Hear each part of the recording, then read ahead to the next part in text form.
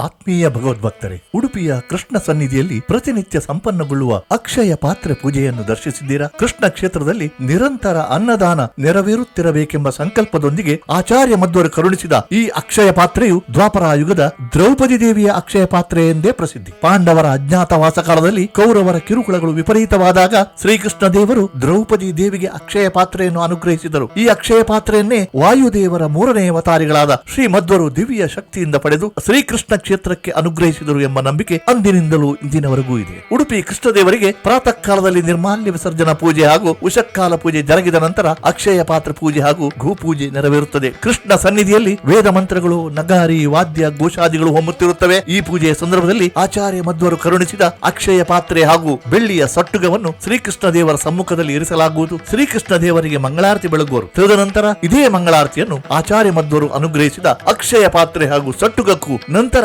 ಗರ್ಭಗೃಹದ ದ್ವಾರದಲ್ಲಿ ನಿಂತಿರುವ ಗೋಮಾತೆಗೂ ಬೆಳಗಲಾಗುವುದು. ಪ್ರೀತೋಸ್ತು ಕೃಷ್ಣ ಪ್ರಭು.